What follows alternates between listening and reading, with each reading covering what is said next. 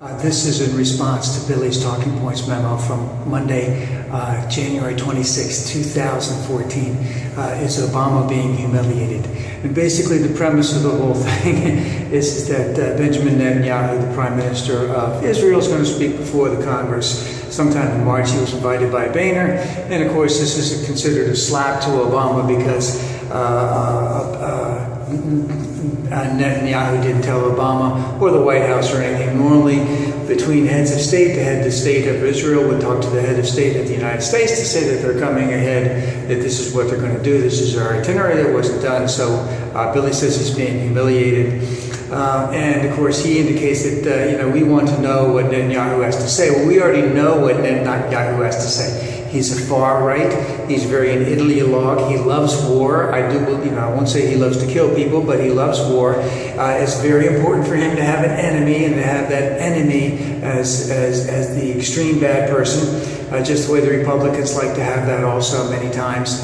And he has also he sat with Obama in the Oval Office sometime in 2011, and basically insulted, not humiliated, but insulted Obama by telling him what really goes on,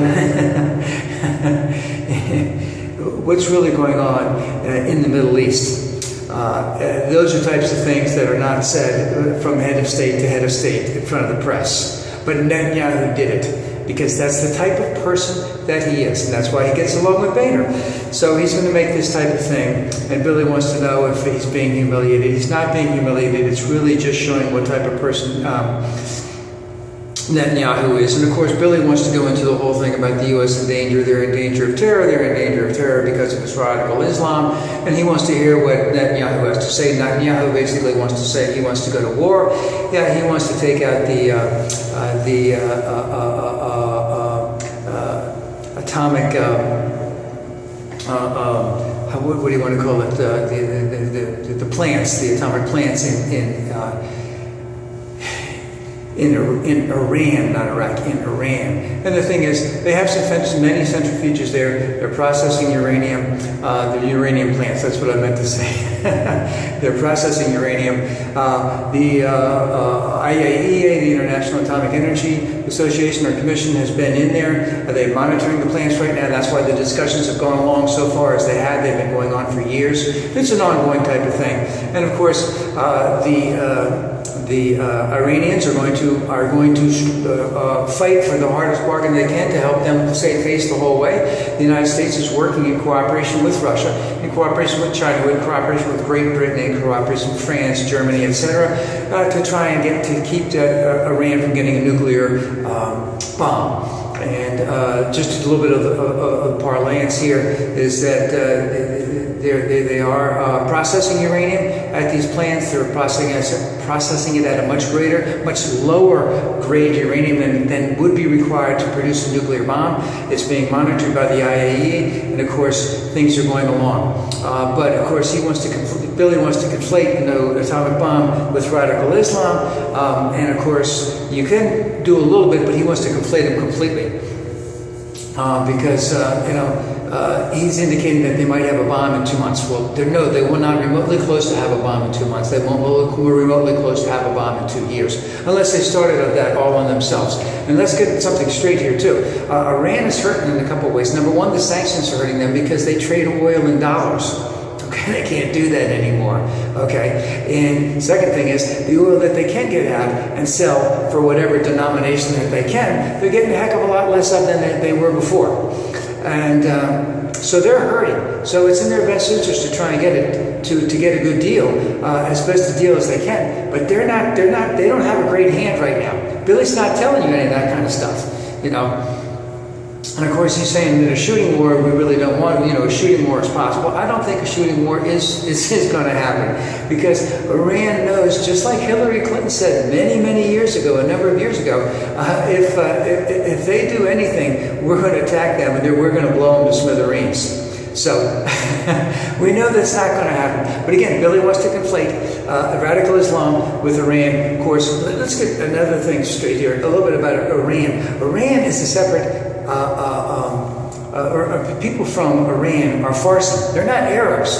You know, it's a separate culture. It's a separate, I don't want to say sect, but it's completely different. There, it's a mountainous region. It's the end of the desert.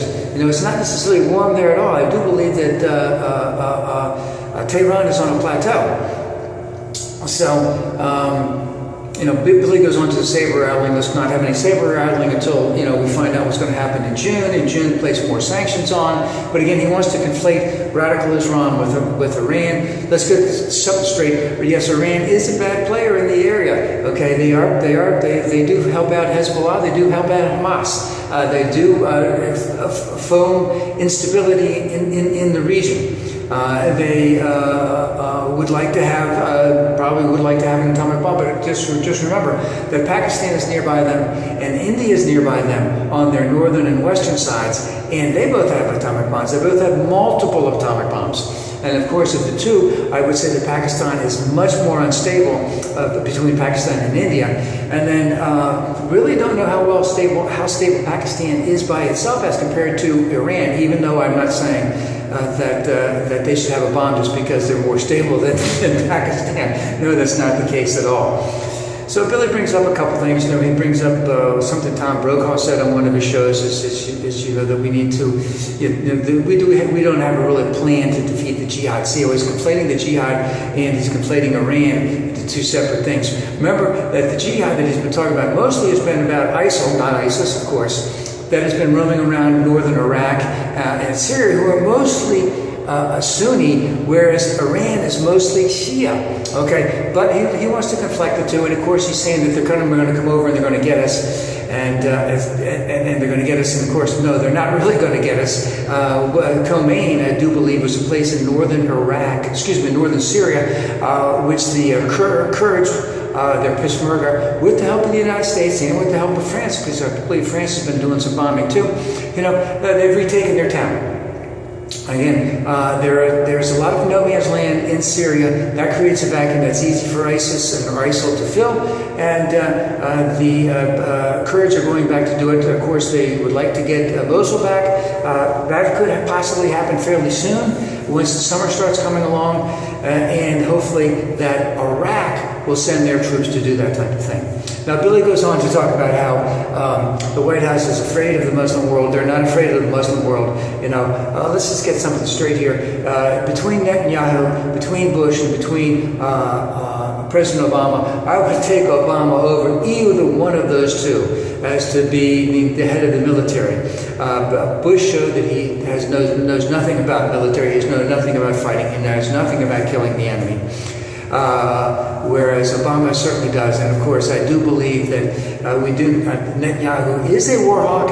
He loves war. To me, he seems to love war. He wants to engage in war. He does not really want to have peace. He only wants to have peace by getting rid of as many of the Palestinians as possible. That's the only way he wants to do it. He basically, and of course, this is what Billy loves to do. He basically is saying that the White House is afraid of the Muslim world, and that, you know, that Americans don't really care. And so, because Americans don't care, Obama doesn't care. And, you know, Obama does care about what's going on in the Middle East. He wanted to do something in the Middle East. He wanted to have some type of an agreement between the Palestinians and Israel. And Israel basically said, because of Netanyahu, who will never take a deal unless it's complete and utter humiliation and annihilation of his enemy. He doesn't want to do that. And Billy then goes on to perpetuate a lie where he said we were unprepared in 2001. Let's put it this way. Bush was unprepared in 2001. Clinton left everything that was in line so that they would be prepared for any type of attack. Richard Clark wanted to speak to Condoleezza Rice, to Vice President Dick Cheney, but they didn't want to have anything to do with it. And of course, one of the reasons when Bush stayed at a hotel on an island, I believe in the lake by Geneva, when he visited Switzerland, was because they had already known that Osama bin Laden had taken planes to try and fly them into things. And of course, the only thing that, of course, Billy, does his usual thing, is so he can trash just average white people, is he does the man on the street interviews, and the man on the street interviews. They don't really care about the atomic bomb. They don't really care about the Middle East. They don't really care about this. But of course, Billy says, my audience, they care. They care because they want to be afraid. They want to be scared about what's going on in the Middle East. They want to be scared about this. He doesn't talk about people being Farsi. He doesn't talk about Iran being a separate culture. He doesn't talk about ISIL being Sunni. No. He conflates all of them together. So he wants us to be scared.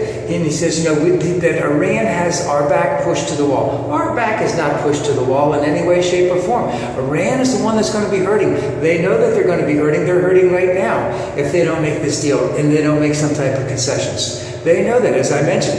They're not trading in dollars. They're hurting because oil trades in dollars.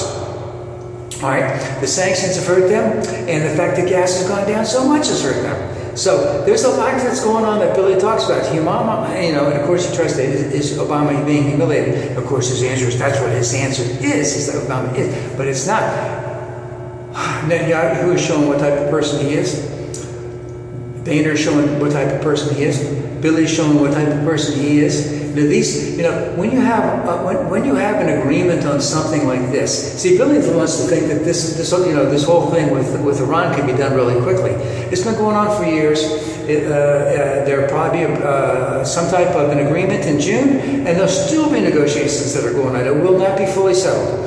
Okay, it's going to keep on going, but as long as we are actively engaged, as long as we know that they're not processing the uranium and getting it up to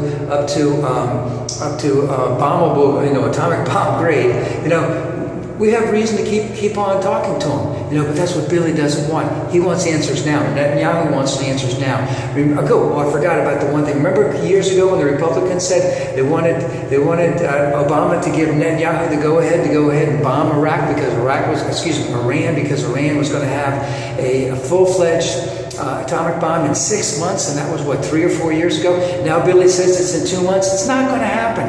It's just the same old lies we've been hearing from Billy day in and day out for the last 6 years on this.